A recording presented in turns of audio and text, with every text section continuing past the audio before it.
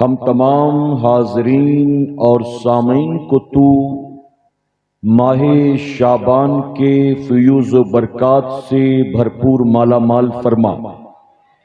مولا ہمیں خیر و عافیت کے ساتھ ماہ رمضان المبارک اور لیلۃ القدر بھی نصیب فرما، اور موت آنے سے پہلے ہم غریبوں، ناتواں، کمزوروں کو ایک مرتبہ ماہ رمضان کی سحری مکے میں اور افطار مدینے میں نصیب فرما۔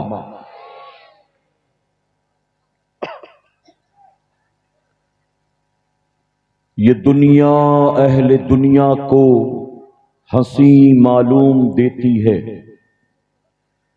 یہ دنیا اہل دنیا کو ہنسی معلوم دیتی ہے، نظر والوں کو یہ اجڑی ہوئی معلوم دیتی ہے۔ یہ دنیا اہل دنیا کو ہنسی معلوم دیتی ہے، نظر والوں کو یہ اجڑی ہوئی معلوم دیتی ہے۔ یہ کس نے کر دیا سب دوستوں سے مجھ کو بیگانہ، یہ کس نے کر دیا سب دوستوں سے مجھ کو بیگانہ، مجھے اب دوستی بھی دشمنی معلوم دیتی ہے۔ میں رونا اپنا روتا ہوں تو وہ ہنس ہنس کے سنتے ہیں، میں رونا اپنا روتا ہوں تو وہ ہنس ہنس کے سنتے ہیں، انہیں دل کی لگی ایک دل لگی معلوم دیتی ہے۔ میرے پیارے آقا علیہ الصلوۃ والتسلیم کے پیارے دیوانوں، اللہ رب العزت کا بے پناہ کرم اور احسان کہ اس نے ہمیں اور آپ کو ماہ شعبان کی برکت والی شب میں اپنے ذکر پاک کی اس پاکیزہ محفل میں شرکت کی توفیق عطا کی۔ میرا کریم محفل کے سجانے والوں کا سجانا اور ہمارا اور آپ کا دور دراز سے یہاں آنا قبول فرمائے۔ میرے پیارے آقا علیہ الصلوۃ والتسلیم کے پیارے دیوانوں، ابھی میں نے آتے ہوئے دیکھا کہ پیچھے اچھی خاصی جگہ خالی ہے پنڈال کے اندر، اس شامیانے اور ٹینٹ کے اندر، لیکن اس کے باوجود بھی لوگ دائیں بائیں یہاں وہاں کھڑے ہیں، کوئی وہاں بیٹھنے کو تیار نہیں ہے۔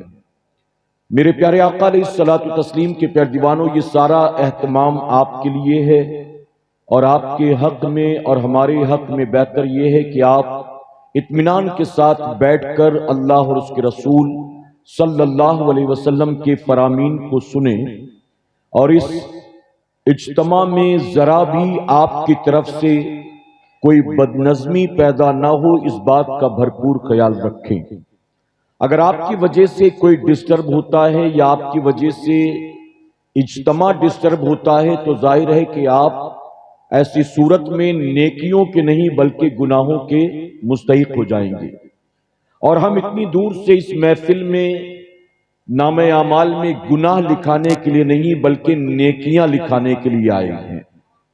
میرے پیارے آقا علیہ الصلوۃ والتسلیم کے پیارے دیوانوں، میں دیکھ رہا ہوں کہ مرد حضرات کے ساتھ ساتھ کافی تعداد میں خواتین بھی یہاں موجود ہیں۔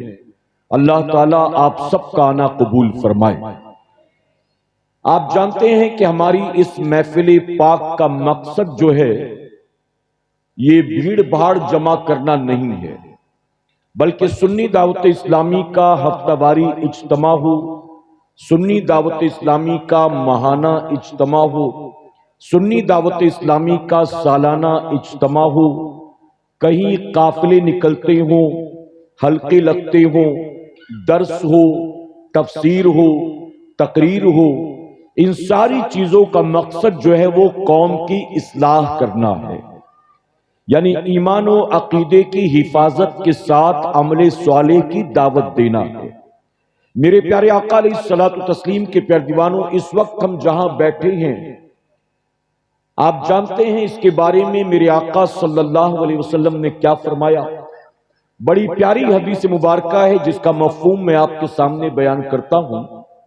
ویسے بھی اوور آل اجتماع تھوڑا سا ڈیلے چل رہا ہے، اور عنقریب ہماری بزم کے دولہا آج کے اس اجتماع کے خصوصی خطیب اولاد غوث اعظم سید امین القادری صاحب قبلہ تشریف لانے والے ہیں، تو حضرت کے آنے سے پہلے مختصر وقت کے لیے آپ کے سامنے حاضر آیا ہوں۔ میں تیزی کے ساتھ اپنی باتیں آپ کے سامنے رکھوں گا اس نیت کے ساتھ میں جو کچھ کہوں میرا کریم اس پر سب سے پہلے مجھے، اس کے بعد آپ تمام کو عمل کی توفیق عطا فرمائے۔ میرے پیارے آقا علیہ الصلوۃ والتسلیم کے پیارے دیوانوں، میں پھر ایک بار گزارش کرتا ہوں کہ پیچھے کی طرف یا درمیان میں جہاں کہیں بھی جگہ آپ کو خالی نظر آئے، آپ اس جگہ کو پر کر لیں، آپ وہاں آ کر بیٹھ جائیں، اللہ آپ کو اس کا بہتر اجر عطا فرمائے گا۔ اور اگر جگہ خالی ہو تو آپ لوگوں کو پیچھے سے بلا لیں، سرک جائیں تاکہ درمیان میں جگہ خالی نہ رہے۔ حدیث شریف میں آتا ہے کہ اگر مسجد میں نماز کے دوران صفوں میں جگہ خالی رہ جائے تو وہاں شیطان حائل ہو جاتا ہے۔ اب آپ بتائیے کہ جماعت کھڑی ہے اللہ کے گھر میں اور اس وقت اگر درمیان میں جگہ ہو تو شیطان گھس جاتا ہے، تو کیا بتائیے اس محفل میں اگر یہاں وہاں جگہ خالی ہوگی تو شیطان یہاں داخل نہیں ہوگا؟ جب مسجد میں جماعت کے وقت صفوں میں گھس جاتا ہے تو یہاں آنے سے اسے کون روک سکتا ہے؟ اور پھر ہوتا یہ ہے کہ وہ آ کر جب ہمارے دائیں بائیں بیٹھ جاتا ہے نا، تو ہم علماء کی تقریر سنتے ہیں، نعرہ بھی لگاتے ہیں، لیکن وہاں سے جانے کے بعد ہماری زندگی میں کوئی تبدیلی نہیں آتی ہے، کیونکہ چونکہ درمیان میں شیطان بھی موجود ہوتا ہے تو وہ ہمیں عمل کرنے نہیں دیتا بلکہ دل میں وسوسات پیدا کرتا ہے۔ جسم محفل میں ہوتا ہے، دل دماغ دنیا میں بھٹک رہا ہوتا ہے، تو اس لیے درمیان میں شیطان کے لیے جگہ نہ چھوڑیں، بلکہ درمیان میں جگہ خالی ہو تو مومن بھائی کو بیٹھنے کے لیے جگہ دے دیں کہ انشاءاللہ، محبت سے کہیں۔ اور آپ جانتے ہیں اگر محفل میں اپنے مومن بھائی کے لیے جگہ بنائیں گے تو اس کا کیا بدلہ ملے گا؟ اللہ کے پیارے محبوب صلی اللہ علیہ وسلم فرماتے ہیں جو محفل میں اپنے مومن بھائی کے لیے جگہ بناتا ہے اللہ لوگوں کے دل میں اس کے لیے عزت پیدا فرما دیتا ہے۔ تو آپ محفل میں جگہ بناؤ، اللہ لوگوں کے دل میں آپ کے لیے جگہ بنا دے گا۔ اب جو لوگ بھی دل میں جگہ بنوانا چاہتے ہیں وہ محفل میں لوگوں کو جگہ دینے والے بن جائیں، اللہ سب کو عمل کی توفیق عطا کرے۔ میرے پیارے آقا علیہ الصلوۃ والتسلیم کے پیارے دیوانوں میں عرض کر رہا تھا، اللہ کے پیارے محبوب صلی اللہ علیہ وسلم نے ایسی محفلوں کے تعلق سے کیا فرمایا؟ حضور اکرم صلی اللہ علیہ وسلم نے صحابہ اکرام سے فرمایا کہ میرے صحابیوں، جب کبھی تمہارا گزر جنت کے باغوں سے ہو تو تم جنت کے کچھ میوے بھی چر لیا کرو، جنت کے کچھ میوے بھی کھا لیا کرو۔ تو صحابہ اکرام کو بڑا تعجب ہوا۔ صحابہ اکرام نے سوچا کہ ہم نے مکہ معظمہ میں کھجوروں کے باغ دیکھے، ہم نے مدینہ منورہ میں کھجوروں کے باغ دیکھے، ہم نے عرب کے مختلف ملکوں میں کھجوروں کے باغ دیکھے، ہمیں جنت کا باغ تو کہیں کبھی نظر ہی نہیں آیا۔ تو انہوں نے عرض کیا کہ یا رسول اللہ صلی اللہ علیہ وسلم، ہمیں زمین پر بھلا جنت کا باغ کہاں ملے گا؟ تو جانتے ہو میرے نبی نے کیا فرمایا؟ آپ فرماتے ہیں کہ زمین پر جہاں اللہ کے ذکر کی محفل سجتی ہے اللہ زمین کے اس ٹکڑے کو جنت کے باغ میں تبدیل فرما دیتا ہے۔ میرے نبی نے جنت کے باغ کا پتہ بتایا، اور کیا بتایا کہ جہاں کچھ دیوانے جمع ہو کر اللہ کے ذکر کو چھیڑ دیتے ہیں، پھر رب کے ذکر کی برکت سے زمین کا وہ ٹکڑا جو ہے وہ جنت کے باغ میں تبدیل ہو جاتا ہے۔ تو پتہ چلا کہ بظاہر تو ہم بوکاروں میں بیٹھے ہیں، لیکن رسول اللہ نے فرمایا کہ تم ذکر کی برکت سے اس وقت جنت کے باغ میں بیٹھے ہوئے ہو۔ کہاں بیٹھے ہوئے ہیں جی؟ جنت کے باغ میں بیٹھے ہیں۔ اب آپ بتائیے جنت کے باغ میں، آپ دنیا کی مثال لے لیں، دنیا میں کسی کا باغ ہو یا دنیا میں کسی کا کھیت ہو یا دنیا میں کسی کا گھر ہو، آپ بنا مالک کی اجازت کے اس کے گھر میں، باغ میں، کھیت میں گھس سکتے ہیں؟ بتائیے، اپنی مرضی سے کوئی کسی اور کے گھر میں، کھیت میں، باغ میں جا سکتا ہے؟ نہیں جا سکتا۔ تو پتا چلا کہ جب دنیا میں کسی انسان کے باغ میں بنا مالک کی اجازت کے نہیں جا سکتے ہو، تو جنت کے باغ میں بھی کوئی ایک بھی اپنی مرضی سے نہیں آ کر بیٹھا ہے۔ جتنے آئے ہیں سب کو رب نے بیٹھنے کی توفیق عطا فرمائی۔ تو گویا چاہے اوپر بیٹھنے والے ہوں، چاہے نیچے بیٹھنے والے ہوں، جنت کے باغ میں کوئی ایک بھی اپنی طرف سے نہیں آیا، بلکہ سب مولا کی مرضی سے آئے ہیں۔ اسی لیے ہم کہتے ہیں یہ محفل وہ محفل ہے جہاں آیا نہیں جاتا، جہاں رب کی طرف سے بلایا جاتا ہے۔ آپ بتائیے اس اجتماع کی دعوت کہاں کہاں کتنوں تک پہنچی ہوگی؟ پوسٹرز بھی دیکھے ہوں گے، سوشل میڈیا پر اعلان بھی سنا ہوگا، جمعہ میں بھی اعلانات ہوئے ہوں گے، لیکن جن جن لوگوں کے کانوں تک دعوت پہنچی، کیا وہ سب کے سب یہاں پہنچے؟ میرے پیارے آقا کے پیروانوں، آپ کے بوکاروں میں نکل کر تلاش کریں تو میں منبر رسول پر موجود ہوں، علماء کی موجودگی میں ذمہ داری سے کہوں گا کہ کئی بوکاروں کے مرد ایسے ہوں گے، جوان ایسے ہوں گے جو ابھی بھی بوکاروں کے ہو کر بھی گھر میں بیٹھے ہوئے ہیں کہ ان کو اللہ نے آنے کی توفیق نہیں دی۔ اور آپ دیکھیں کہ جو میرے دائیں بیٹھے ہمارے مولانا محمود صاحب، ہمارے ساتھی تبریز انصاری صاحب، یہ 450 کلومیٹر کا سفر طے کر کے یہاں آئے ہیں۔ یہ ہمارے مولانا اورنگ آباد بہار سے سفر طے کر کے آئی ہوئے سرفراز نجمی صاحب۔ آپ ذرا سوچیں تو پتا چلا کہ جتنے بھی آئے ہیں، چاہے اوپر بیٹھے ہوں، چاہے نیچے بیٹھے ہوں، چاہے آگے والے ہوں، چاہے پیچھے والے ہوں، ایک بھی اپنی مرضی سے نہیں آیا، سب میرے مولا کی توفیق سے آئے۔ اور میرے پیارے آقا کے پیروانوں، اللہ نے اپنے باغ میں بیٹھنے کی توفیق دی۔ یہ رب کا کتنا کرم ہے نا، یہ رب کا کتنا کرم ہے کہ آج ہمارا میزبان کوئی اور نہیں ہے۔ اگر اللہ کے ذکر کی محفل میں آئے ہو، جنت کے باغ میں بیٹھے ہو، تو ظاہر ہے کہ آج ہمارا میزبان بوکاروں کے مبلغین یا ذمہ داران نہیں ہیں۔ آج جس کے باغ میں بیٹھے ہیں وہ رب خود ہمارا میزبان ہے، ہم اس کے مہمان ہیں۔ ہمیں رب کا شکر ادا کرنا چاہیے۔ میرے پیارے آقا علیہ الصلوۃ والتسلیم کے پیروانوں، اب آپ مجھے بتائیں جنت کے باغ میں، اچھا بہت سارے نوجوان جو ڈاکٹر کی تقریر سنتے ہیں، انجینئر کی تقریر سنتے ہیں، علماء کا بیان نہیں سنتے۔ بہت سارے پڑھے لکھے یونیورسٹی میں، کالج میں پڑھنے والے، انجینئرنگ کرنے والے، نیٹ کرنے والے، کانوینٹ کے پڑھے لکھے، ان کو جمعہ میں اپنی مسجد کے امام کی تقریر اچھی نہیں لگتی۔ وہ یوٹیوب پہ ڈھونڈ کے کبھی ڈاکٹر کی، کبھی انجینئر کی تقریر سنتے ہیں۔ میرے پیارے آقا کے پیروانوں، ایسوں کی تقریر سننے والے کبھی کبھی سوال کرتے ہیں کہ آپ کہتے ہیں کہ یہ جنت کا باغ ہے، تو اگر جنت کا باغ ہے تو جنت کے باغ کی طرح کچھ نظر تو آنا چاہیے۔ نہ دائیں دیکھنے پر جنت نظر آتی ہے، نہ بائیں دیکھنے پر جنت نظر آتی ہے۔ یعنی ہر چیز میں جو لاجک ڈھونڈا کرتے ہیں نا، وہ اس میں بھی لاجک ڈھونڈتے ہیں کہ اگر یہ جنت کا باغ ہے تو اس میں لاجک کیا ہے، جنت کے باغ کی طرح کچھ نظر تو نہیں آتا۔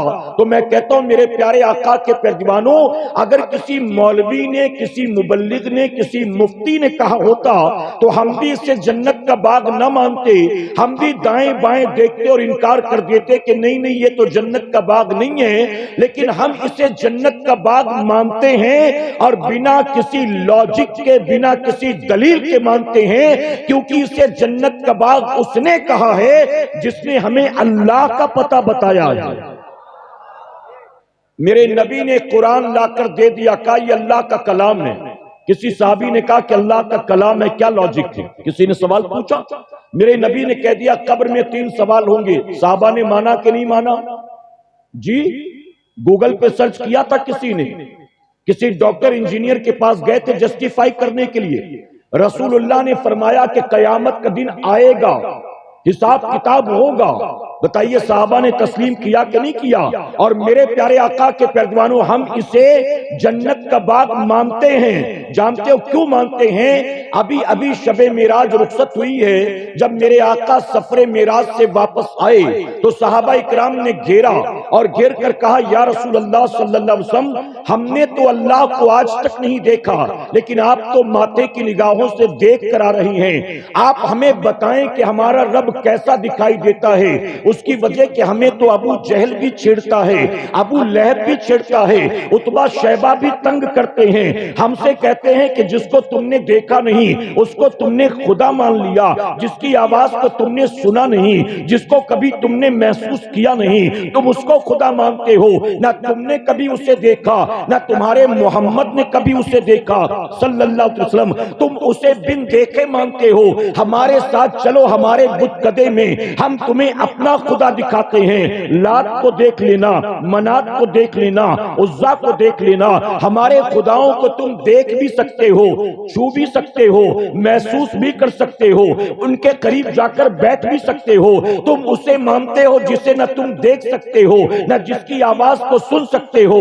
یا رسول اللہ، دن رات ہمیں یہ ظالم پریشان کرتے ہیں، کم سے کم آپ ہمیں بتا دیں ہمارا رب کیسا دکھائی دیتا ہے تاکہ ہم ان کو جواب دے سکیں۔ تو جانتے ہو میرے نبی نے کیا فرمایا تھا؟ بہت توجہ کے ساتھ سنیں گے تو بات سمجھ میں آئے گی، ورنہ آپ مس کر دیں گے۔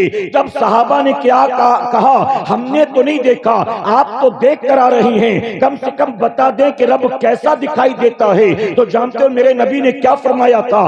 آقا فرماتے ہیں، تم مجھ سے پوچھتے ہو میں تمہیں بتاؤں کہ اللہ کیسا دکھائی دیتا ہے؟ ارے کیسے بتاؤں کہ وہ کیسا دکھائی دیتا ہے؟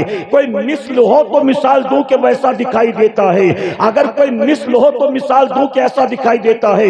جب میرے نبی نے فرمایا وہ کیسا ہے، تمہیں کیسے بتاؤں کہ کیسا ہے؟ کوئی مثال ہی نہیں ہے کہ کیسے بتاؤں کہ کیسا ہے۔ تو جانتے ہو صحابہ نے پھر زبان دراز نہیں کیا، بلکہ سارے صحابہ ایک آواز ہو کر بے ساختہ پکار اٹھے، ایک دیکھنے والے کا کہاں مان لیا ہے، ایک دیکھنے والے کا کہاں مان لیا ہے، بن دیکھے تجھے ہم نے خدا مان لیا۔ تو ان کے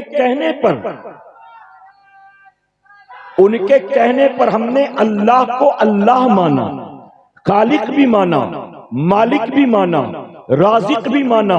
جب ان کے کہنے پر ہم نے اللہ کو مان لیا تو ان کے کہنے پر کیا اسے جنت کا باغ نہیں مان سکتے ہو؟ جی تو اس وقت ہم کہاں بیٹھے ہیں؟ جی کہاں بیٹھے ہیں؟ جنت کے باغ میں بیٹھے ہیں، اور یہ رسول اللہ نے فرمایا جنت کے باغ میں۔ اور جنت کے باغ میں کوئی اپنی مرضی سے نہیں بیٹھا بلکہ سب مولا کی مرضی سے بیٹھے ہیں، مولا کی۔ اب میرے پیارے آقا کے پیروانوں، یہاں ایک بات علماء کی موجودگی میں سمجھانے کے لیے آپ کو عرض کرتا ہوں۔ قیامت کے دن یہ تو ہوگا، حدیث شریف میں آتا ہے کہ جب حساب کتاب ختم ہوگا، جہنمیوں کو جہنم میں جھونک دیا جائے گا اور جنتیوں کو جنت میں داخل کر دیا جائے گا۔ سنا ہے نا آپ نے؟ حساب کتاب مکمل، جہنمی جہنم میں، جنتی جنت میں۔ اس کے بعد جن کے سینے میں رائی کے دانے کے برابر ایمان ہوگا انہیں جہنم سے نکال کر میرے نبی کی شفاعت کے صدقے جنت میں داخل کر دیا جائے گا۔ لیکن جو جنتی جنت میں چلے گئے پھر ان میں سے ایک کو بھی جنت سے نکالا نہیں جائے گا۔ یعنی جہنم میں جانے والے جہنمیوں کو حضور کی شفاعت کے صدقے یا سینے میں رائی کے دانے کے برابر ایمان ہے تو اس کی وجہ سے جہنم سے نکال لیا جائے گا اور جنت میں داخل کر دیا جائے گا۔ لیکن جو جنتی جنت میں چلے گئے پھر ایک کو بھی جنت سے نکالا نہیں جائے گا۔ پتہ چلا مسلمانوں، جہنمی جہنم سے تو نکل سکتا ہے لیکن جنتی جو جنت میں چلا گیا اب جنت سے وہ کبھی نکالا نہیں جائے گا۔ اب میرے کریم نے ہم جیسے گناہگاروں کو جب جیتے جی دنیا میں محبوب کے فرمان کے صدقے جنت کے باغ میں بیٹھنے کا موقع دے دیا تو مسلمانوں اس کی شان کریمی، شان رحیمی سے امید لگائیں۔ یقیناً جس نے جیتے جی زمین پر جنت کے باغ میں بٹھایا ہے اب مرنے کے بعد وہ بھی جنت سے نہیں نکالے گا بلکہ مرنے پر بھی مولا جنت ہی عطا فرمائے گا۔ تو یہ موقع زندگی میں بار بار آیا نہیں کرتے. جب کبھی ایسی محفلیں ملے، ایسے موقع ملے تو بھاگا مت کرو، آیا کرو، بیٹھا کرو، علماء کے چہروں کی زیارت کیا کرو، علماء کے خطابات کو سنا کرو، اپنی اصلاح کیا کرو، اپنی زندگی کو بدلنے کی کوشش کیا کرو. مسلمان ہو، اپنی سوچ اور فکر کو بدلو، اپنی لائف سٹائل کو بدلو، اپنی زندگی کے شب و روز و معاملات کو بدلو، اپنے اخلاق و کردار کو بدلو. اور ان محفلوں کا مقصد صرف یہی ہوتا ہے، چندہ جمع کرنا یا پبلک جمع کرنا یا اپنا نام اور واہواہی لوٹنا. یہ مقصد نہیں ہوتا، بلکہ ان محفلوں کا اصل مقصد جو ہوتا ہے وہ قوم کی اصلاح کے لیے ہوتا ہے. میرے پیارے آقا کے پیروانوں، اب ایک بات اس ضمن میں اور عرض کر دوں. اس وقت کہاں بیٹھے ہیں آپ؟ کہاں بیٹھے ہیں؟ جنت کے باغ میں. اب یہاں سے اٹھ کر جائیں گے نا تو یہ طے کر کے جانا کہ مولا تو نے جنت کے باغ میں جیتے جی بٹھا دیا. اب جنت کے باغ سے نکل کر آنے کے بعد میں جہنم میں جانے والا کوئی کام نہیں کروں گا. کہیں انشاءاللہ. جنت کے باغ سے بیٹھ کر نکلا اور پھر کام جہنم والے. کیا یہ بتائیے مومن کو زیبا دیتا ہے؟ اس لیے طے کر لینا کہ اب جنت کے باغ سے ہو کر آ رہا ہوں، اب کام بھی جنتیوں والے کروں گا، اب جہنم میں جانے والا کوئی کام نہیں کروں گا. کہ انشاءاللہ. میرے پیارے آقا کے پیروانوں، اب میں نے جو آیت کریمہ تلاوت کی، چلیے اس کی طرف لے چلتا ہوں. اب تک جو باتیں میں نے بتائی آپ کی سمجھ میں آئی؟ جتنوں کو سمجھ میں آئی ذرا کہیں سبحان اللہ. میرے پیارے آقا علیہ الصلوۃ والتسلیم کے پیروانوں، اب توجہ سے میری بات سنیے گا اور سمجھنے کی کوشش کیجیے گا.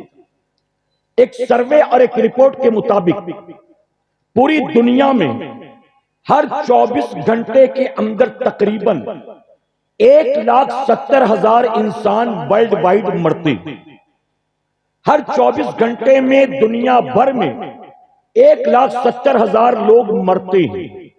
اگر اس کو پر آور کے اعتبار سے ڈیوائیڈ کیا جائے، ہر گھنٹے کے اعتبار سے، تو ہر گھنٹے کے اعتبار سے تقریباً 7,200 لوگ دنیا میں مرتے ہیں.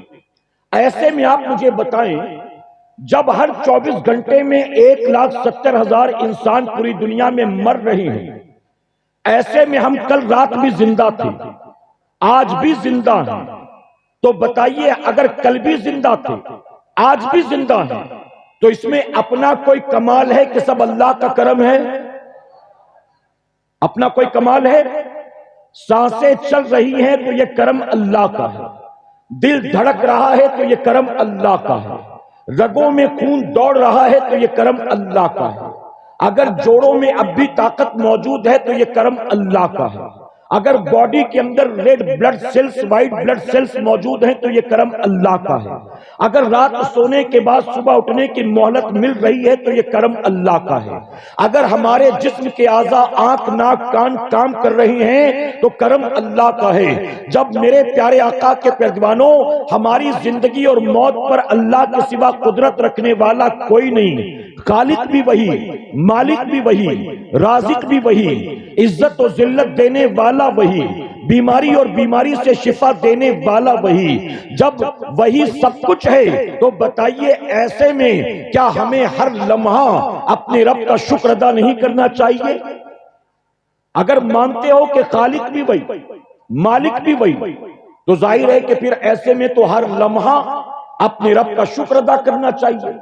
لیکن آج کے دور کے مسلمانوں کو دیکھ کر معذرت کے ساتھ کہنا پڑتا ہے کہ موجودہ دور کا مسلمان، چاہے مرد ہو چاہے عورت ہو، اللہ کی نعمتوں پر لمحہ لمحہ شکر ادا کرنا تو درکنار، اللہ تبارک و تعالیٰ کا باغی اور نافرمان بن چکا ہے.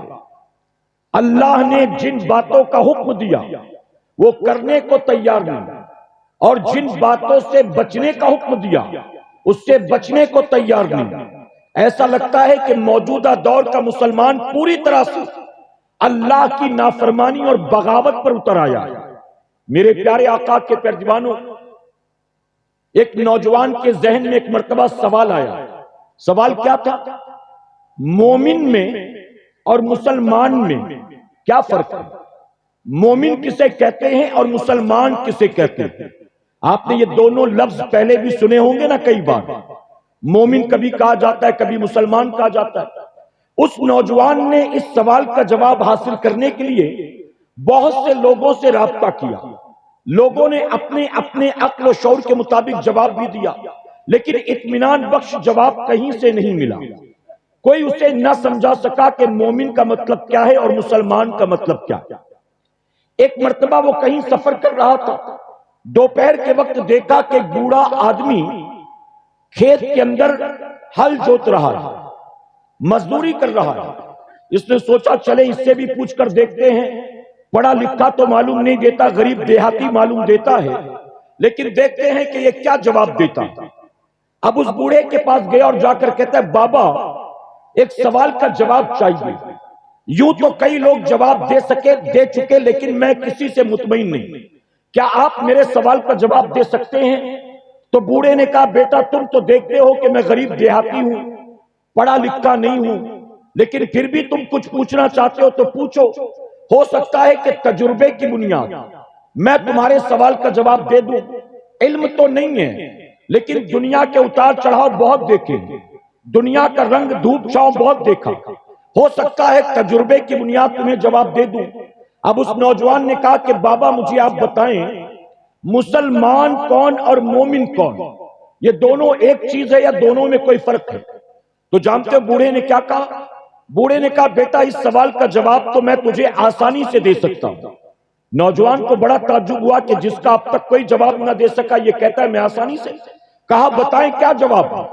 تو جانتے ہو اس نے کیا کہا؟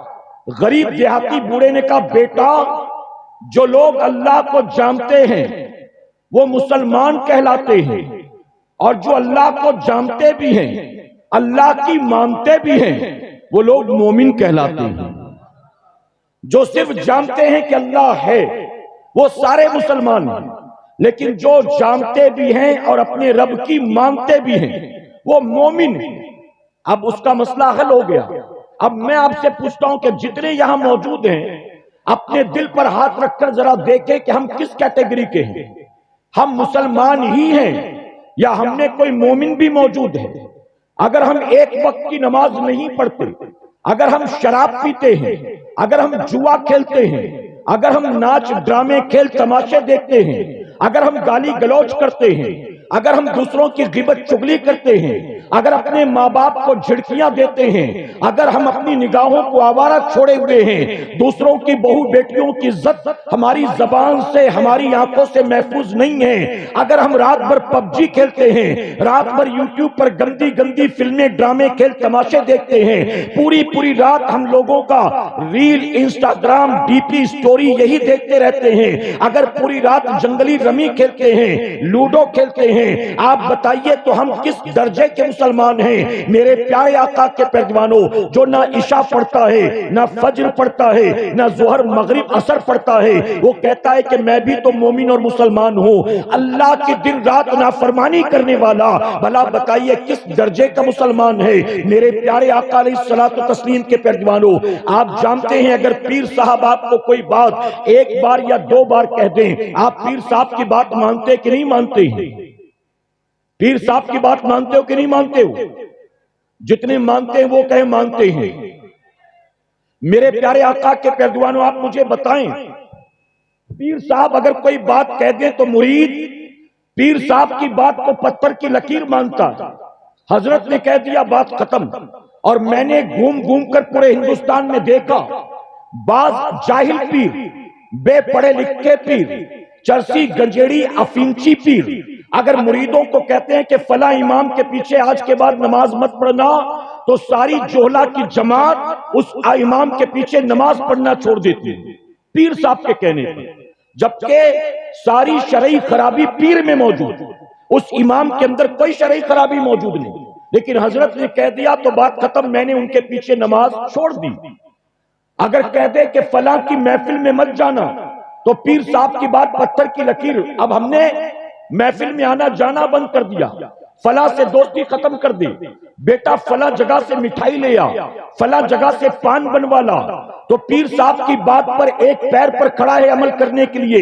اگر ماں باپ سے پیار ہے اور ماں باپ کوئی بات کہہ دے تو اولاد ماننے کو تیار ہے۔ اگر اپنی اولاد سے محبت ہے اور بیٹا بیٹی کچھ ڈیمانڈ کر دے، ابا آج آتے آتے میرے لیے آئس کریم لے آنا، ابا آج میرا برتھ ڈے ہے کیک لے آنا، تو بتائیے اولاد سے پیار ہے تو ماں باپ اولاد کی بات مانتی ہے کہ نہیں مانتی ہے؟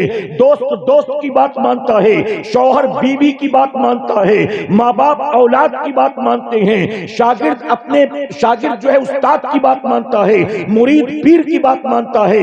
ہم جیسے کوئی کہہ دے کچھ تو ہم ماننے کو تیار ہیں، اور جس رب نے قرآن مقدس میں ہمیں اور آپ کو 2 4 800 200 جگہ پر نہیں 700 مقامات پر اللہ نے ہمیں نماز کا حکم دیا ہے، لیکن آج مسلمانوں کی اکثریت چاہے مرد ہو چاہے عورت ہو، چاہے شہروں میں رہنے والی ہو چاہے گاؤں دیہات کی رہنے والی ہو، اللہ نے جس بات کا 700 مرتبہ حکم دیا، آج مسلمان ہو کر رب کو خالق و مالک مان کر بھی وہ مسلمان اپنے رب کی بات ماننے کو تیار نہیں ہے۔ آپ بتائیے زمین پر ہم سے بڑا بھی کوئی نافرمان ہوگا؟ ہم سے بڑا کوئی نافرمان ہوگا؟ پیر صاحب کوئی بات 1 بار 2 بار 3 بار کہے، آپ نے نہیں مانا تو پیر صاحب خوش ہوں گے، دعائیں دیں گے کہ ناراض ہوں گے؟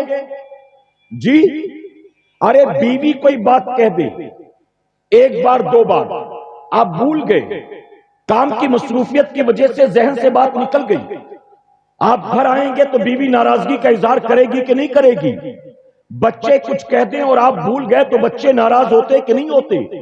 اگر کوئی دوست آپ سے کہہ دے کہ یار تھوڑا سا کچھ کام ہے، گرڈی جا رہا ہوں، دھنباد جا رہا ہوں، رانچی جا رہا ہوں، چلے گا کیا؟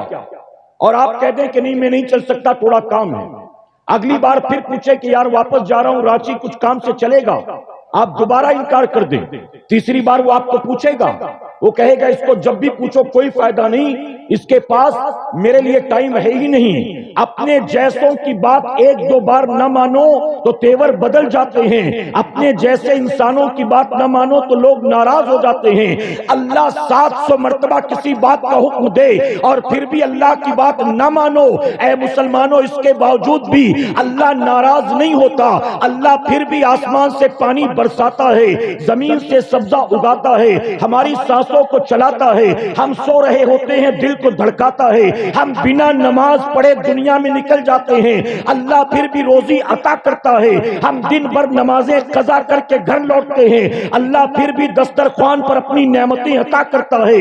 آپ بتائیے دن بھر نافرمانی کے بعد بھی، ایک وقت کی نماز قضا کرنے کے بعد بھی، گناہوں اور برائیوں کے عادی ہونے کے بعد بھی اللہ تبارک تعالی ہم پر آسمان سے پتھروں کی بارش نازل نہیں کرتا، اللہ فضل فرماتا ہے، اللہ برکت عطا کرتا ہے، اللہ عزت عطا کرتا ہے۔ اے مسلمانوں نافرمانی اور بغاوت کے بعد اتنی کرم نوازیاں ہیں، اگر ہم سب کے سب توبہ کر لیں گے، رجوع کر لیں گے اور رب کی بارگاہ میں پلٹ آئیں گے تو میں منبر رسول پر موجود ہوں، ذمہ داری کے ساتھ کہتا ہوں جس دن ہندوستان کا مسلمان اپنی غلطی کا احساس کرے گا اور رب کی بارگاہ میں سچے دل سے توبہ کر کے پلٹے گا، اللہ ہند کے مسلمانوں کو پھر وہی عزت عطا کرے گا تو عزت اللہ نے سلطان الہند غریب نواز کو عطا فرمایا۔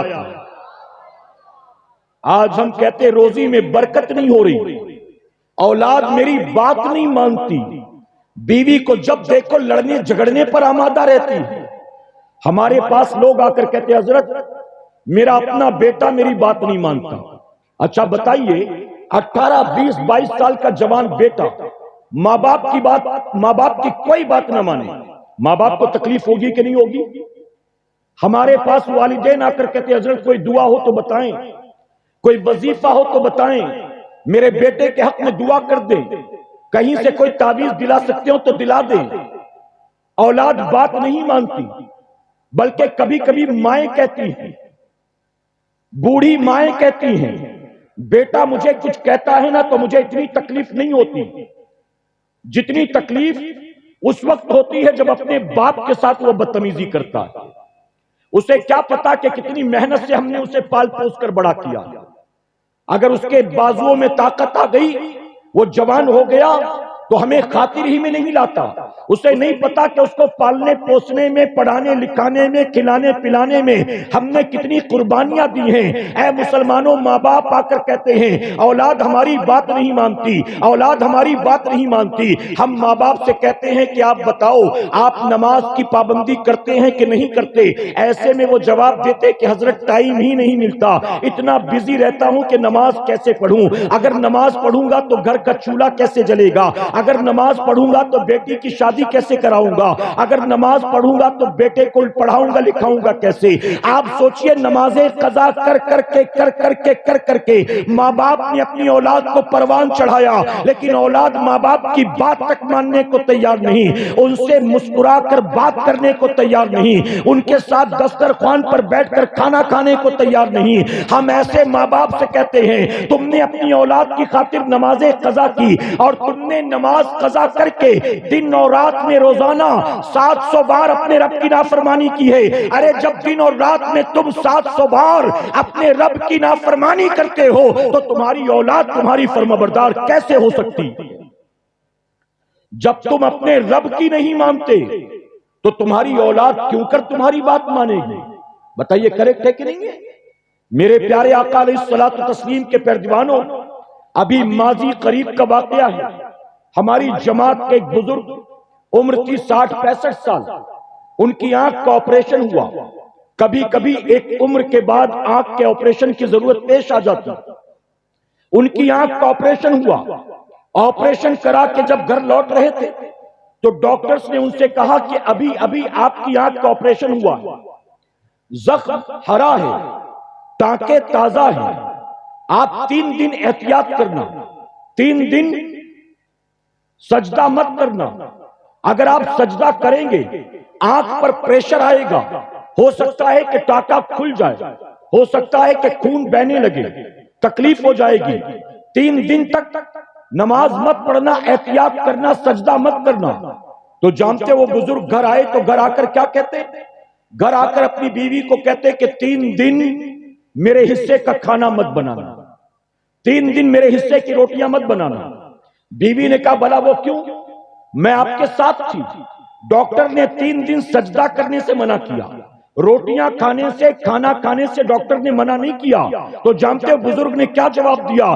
بزرگ کہتے میں جانتا ہوں ڈاکٹر نے 3 دن مجھے سجدہ کرنے سے منع کیا ہے، 3 دن تک جس کا سجدہ نہیں کرنا ہے کس منہ سے 3 دن تک اس کی نعمت کھاؤں گا؟ بھلا میں کس منہ سے 3 دن اس کی نعمت کھاؤں گا؟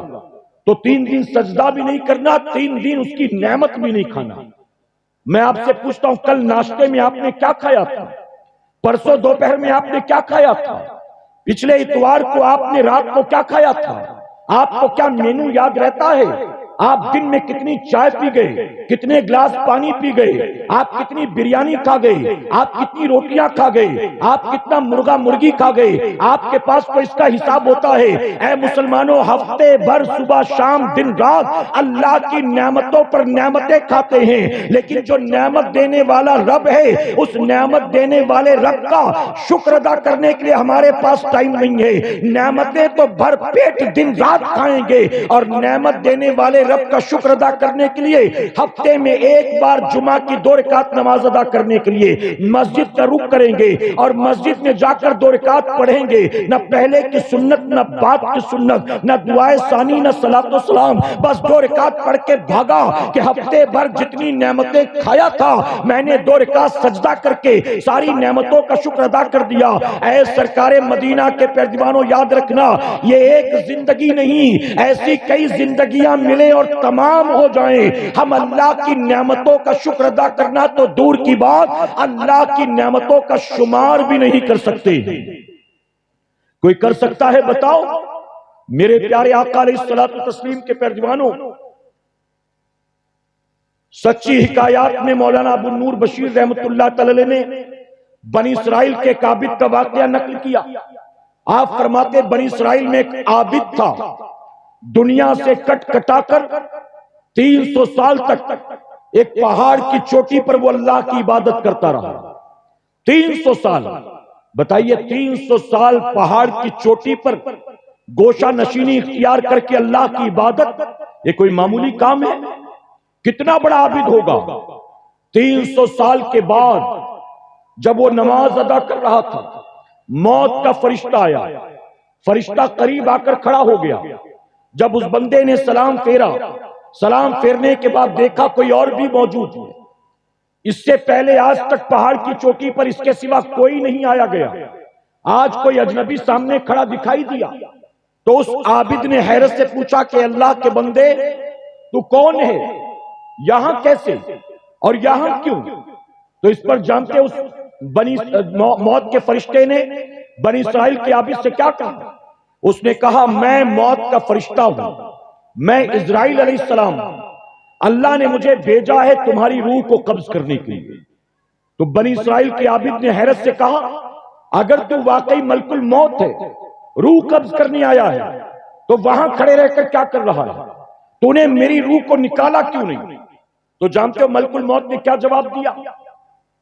اسرائیل علیہ السلام نے کہا کہ میں آیا تو ہوں تیری روح قبض کرنے، لیکن اللہ نے مجھے حکم دیا ہے کہ اسرائیل جاتے ہی اس کی روح مت قبض کرنا، بلکہ میرے بندے سے پوچھنا وہ کس حال میں موت پسند کرتا ہے، کس حال میں مرنا چاہتا ہے، جس حال میں مرنا پسند کرے اس حال میں اس کی روح کو قبض کرنا۔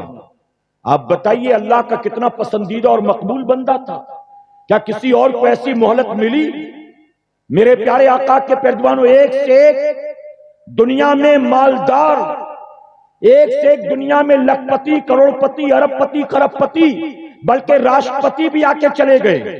موت کے فرشتے نے کسی سے پوچھا نہیں کہ کس حال میں مرنا چاہتا ہے، موت کا فرشتہ آیا، وقت ہو گیا، روح کو قبض کر کے چلا گیا، اسے مہلت بھی نہ دی۔ لیکن یہاں اللہ فرماتا ہے اس سے پوچھ کس حالت میں مرنا چاہتا ہے۔ اب جانتے وہ عابد بھی کیا کہتا ہے؟ کہتا ہے میں نے زندگی بھر اللہ کا سجدہ کیا، میں نے زندگی بھر اللہ کے سجدے کیے، اب اگر اللہ نے مجھے مہلت دی ہے اور موقع دیا ہے تو میری تمنا یہ ہے کہ میری روح حالت سجدہ میں قبض کی جائے۔ میں 2 رکعت نفل نماز کی نیت کر کے کھڑا ہوتا ہوں، جب دوسری رکعت کا آخری سجدہ کروں تو سجدے میں میری روح نکال لینا۔ زندگی بھر میں نے سجدے کیے اور موت بھی سجدے کی حالت میں چاہتا ہوں۔ موت کے فرشتے نے کہا ٹھیک ہے۔ اب وہ بندہ اللہ اکبر کہہ کے کھڑا ہو گیا اور خشوع اور خضوع کے ساتھ نماز پڑھ رہا ہے۔ اے مسلمانوں ذرا سوچو، جس بندے کو پتا چل جائے یہ میری زندگی کی آخری نماز ہے، اس کے بعد پھر کبھی نماز کا موقع نہ ملے گا، اس نماز کا اور نمازی کا عالم کیا ہوگا؟ وہ بندہ اطمینان سے نماز پڑھتا جا رہا ہے، یہاں تک کہ دوسری رکعت کے دوسرے سجدے میں پہنچ گیا۔ اب جیسے ہی دوسرے سجدے میں سر کو رکھا، موت کے فرشتے نے اس کی روح کو قبض کر لیا، اس کا انتقال ہو گیا۔ حدیث شریف میں آتا ہے جبرائیل علیہ السلام حضور صلی اللہ علیہ وسلم کی بارگاہ میں عرض کرتے ہیں یا رسول اللہ صلی اللہ علیہ وسلم، بنی اسرائیل کا وہ عابد حالت سجدہ میں جس کی روح کو قبض کیا گیا تھا، آج بھی جب آسمانوں سے زمین پر میں آپ کے پاس آتا ہوں تو بنی اسرائیل کے اس عابد کو آج بھی آسمانوں پر میں سجدے کی حالت میں پاتا ہوں۔ سجدے میں جس کی روح نکالی گئی آج بھی حالت سجدہ میں آسمان پر موجود۔ آپ سوچیں اس کا مقام کتنا بلند ہوگا۔ روح نکال لی گئی، اب اس کے حساب کتاب کا وقت آیا۔ جب حساب کتاب کی باری آئی تو جانتے ہو اللہ نے کیا فرمایا؟ توجہ ہے نا آپ کی؟ اب میں کنکلوژن کی طرف چلتا ہوں، بس خصوصی مہمان آنے والے میں اپنی بات سمیٹتا ہوں، اس سے پوری توجہ یہاں آپ کی چاہیے۔ میرے پیارے آقا کے پیروانوں، اس کی روح نکال لی گئی، حساب کتاب کے لیے اس کو اللہ کے حضور پیش کیا گیا۔ جانتے ہو رب نے کیا فرمایا؟ رب نے فرمایا فرشتوں میں نے اپنے بندے پر رحم کیا، لے جاؤ اس کو جنت میں داخل کر دو۔ محبت سے کہیں اللہ نے کسی کو جنت کا مزدہ سنا دیا، یہ کوئی معمولی بات ہے؟ اس پر بھی سبحان اللہ نہیں کہو گے تو کب کہو گے بھلا بتاؤ؟ اللہ نے فرمایا فرشتوں میں نے اس پر رحم کیا، لے جاؤ اس کو جنت میں داخل کر دو۔ جیسے ہی اللہ نے یہ فرمایا جانتے ہو بندہ اکڑ گیا۔ بندہ کہتا ہے مولا تیری رحمت کے صدقے مجھے جنت نہیں چاہیے، اگر تیری رحمت کے صدقے جنت میں جانا ہوتا تو میں پہاڑ پر 300 سال تیری عبادت کیوں کرتا، میں گوشہ نشینی اختیار کیوں کرتا، میں دن رات تیرے سجدے کیوں کرتا، میں بھی دنیا دار بنتا، شادی بیاہ کرتا، روزی روٹی کماتا اور دنیا والوں کی طرح اپنی زندگی گزارتا، زندگی دنیا والوں کی، دنیا داروں کی طرح گزارتا اور تیری رحمت کے صدقے جنت میں چلا جاتا۔ اے اللہ مجھے تیری رحمت کے صدقے جنت نہیں چاہیے۔ تو رب فرماتا ہے پھر کیا چاہیے؟ تو جانتے ہو بندہ کیا جواب دیتا ہے؟ بندہ کہتا ہے مولا تیری رحمت کے صدقے جنت میں نہیں جانا، مجھے 300 سال کی عبادت کے بدلے جنت میں جانا، مجھے عبادت کا بدلہ چاہیے۔ اللہ نے فرمایا اچھا تجھے تیری عبادت کا بدلہ چاہیے، فرشتوں اس کو میزان پر لے چلو، اب اس کی نیکی بدی کو تولا جائے گا۔ پہلے بے حساب کتاب جا رہا تھا، اب اس کا حساب لیا جائے گا۔ اسے میزان پر لایا گیا، 300 سال کی عبادت ترازو کے ایک پلڑے پر رکھ دی گئی، واقعی بہت تھی، ترازو کا پلڑا بھاری ہو گیا۔ اللہ نے فرمایا تو نے 300 سال تک میری عبادت کی، اب میں نے تجھے جتنی نعمتیں عطا کی تھی ان نعمتوں میں سب سے چھوٹی نعمت اس کی ایک آنکھ کو نکالو اور نکال کر ترازو کے دوسرے پلڑے پر رکھو۔ ابھی فیصلہ ہوئے جاتا ہے کہ 300 سال عبادت کر کے ایک چھوٹی سی نعمت کا بھی تو نے حق ادا کیا کہ نہیں ادا کیا۔ فرشتوں نے اس کی ایک آنکھ کو نکالا اور نکال کر ترازو کے دوسرے پلڑے پر رکھا۔ اللہ کی نعمت کا رکھنا تھا، 300 سال کی عبادت دھری کی دھری رہ گئی، اللہ کی نعمت والا پلڑا بھاری ہو گیا۔ اللہ نے فرمایا میرے بندے 300 سال پہاڑ کی چوٹی پر میری عبادت کر کے ایک آنکھ کا بھی تو حق ادا نہیں کر سکا، ابھی تو دوسری آنکھ باقی ہے، ابھی تو تیرے کان باقی ہیں، ابھی تو تیری زبان باقی ہے، ابھی تو تیرے ہاتھ باقی ہیں، ابھی تو تیرے پاؤں باقی ہیں، ابھی تو تیرے دل کی دھڑکنیں باقی ہیں، ابھی تو تیری سانسیں باقی ہیں، ابھی تو تیری زندگی کا ایک ایک دن باقی ہے۔ اب تیرا حساب لیا جائے گا۔ تیرے پاس 300 سال عبادت کر کے ایک نعمت کا بھی تو حق ادا نہ کر سکا، فرشتوں لے جاؤ اس کو جہنم میں ڈال دو۔ اللہ نے جیسے ہی فرمایا وہ بندہ کانپ گیا، رونے لگتا ہے، گڑ گڑانے لگتا ہے، عرض کرتا ہے مولا مجھے اپنی عبادت پر کوئی بھروسہ نہیں ہے، اپنی شب بیداری پر کوئی بھروسہ نہیں ہے، اپنے جاگنے پر تقوی و طہارت پر کوئی بھروسہ نہیں ہے۔ اے اللہ میں نے تیرے سجدے دن رات کیے، اپنے سجدوں پر مجھے کوئی بھروسہ نہیں ہے، تو رحمان ہے مجھے معاف کر دے، تو کریم ہے مجھے معاف کر دے، تو ستار و غفار ہے مجھے معاف کر دے۔ اللہ کی شان کریمی جوش میں آتی ہے۔ اللہ فرماتا ہے فرشتوں میں نے بندے پر رحم کیا، لے جاؤ اس کو جنت میں داخل کر دو۔ اے سرکار مدینہ کے پیروانوں ذرا سوچو اگر بنی اسرائیل کا عابد 300 سال پہاڑ کی چوٹی پر دن رات اللہ کی عبادت کرے، سجدے میں اس کو موت آئے، 300 سال عبادت کر کے ایک آنکھ کا حق ادا نہ کر سکے، ہم بتائیے ایک ایک نمازیں قضا کیے بیٹھے ہیں، جھوٹ بولتے ہیں، فلمیں ڈرامے کھیل تماشے دیکھتے ہیں، پوری رات موبائل پر لگے رہتے ہیں، اپنے ہی ماں باپ کو جھڑکیاں دیتے ہیں، ہماری آنکھوں سے اڑوس پڑوس میں رہنے والی کسی کی بہو بیٹی محفوظ نہیں ہے۔ آپ ذرا سوچو اللہ قیامت میں جب ہم سے اپنی نعمتوں کا حساب لے گا تو ہم اللہ کو کیا جواب دیں گے؟ اور وہ لوگ جو چرسی ہیں، شرابی ہیں، گنجیڑی ہیں، افینچی ہیں، جو ڈرگز لیتے ہیں، کبھی بٹن کی صورت میں، کبھی سولوشن کی صورت میں، کبھی کوریکس کی صورت میں، کبھی براؤن شوگر اور ہیروئن کی صورت میں، کبھی ایم ڈی اور شراب کی صورت میں، آپ بتائیے وہ جو اللہ کی نعمتیں کھا کھا کر دن رات اللہ کی منع کردہ چیزیں بھی اپنے حلق کے نیچے اتارتے رہتے ہیں، مسلمان ہو کر بھی اللہ قیامت میں جب ان کی پکڑ کرے گا تو اللہ کی پکڑ سے انہیں کوئی بچا سکتا ہے؟ کیا کوئی دوست کام آئے گا؟ پیر صاحب کام آئیں گے؟ ارے جو ساتھ میں بیٹھ کے سولوشن پیتا ہے، ڈرگز لیتا ہے، چرس چلم گانجے کے دم مارتا ہے، آپ کا وہ چرسی افیمچی دوست آپ کے کام آئے گا؟ میرے پیارے آقا کے پیروانوں زندگی بہت مختصر ہے، رب کی بارگاہ میں رجوع کرو، رب کی بارگاہ میں توبہ کرو۔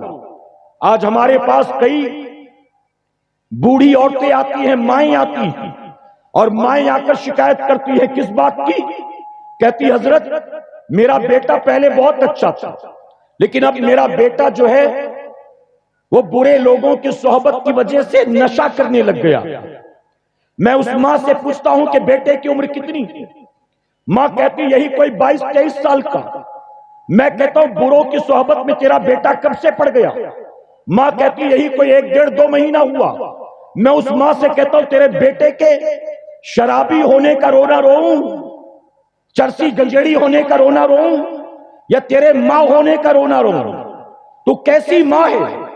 9 مہینے تو نے اپنی اولاد کو اپنے پیٹ میں رکھا، اپنی جان کو داؤں پر لگا کر تو نے اس کو جنم دیا، پھر 2 سال تک اس کو اپنے سینے سے لگا کر اپنے خون کو دودھ کی شکل میں اسے پلاتی رہی، تو نے اس کے رال ناک تھوک کو صاف کیا، تو نے اس کے پیشاب پیخانے کو صاف کیا۔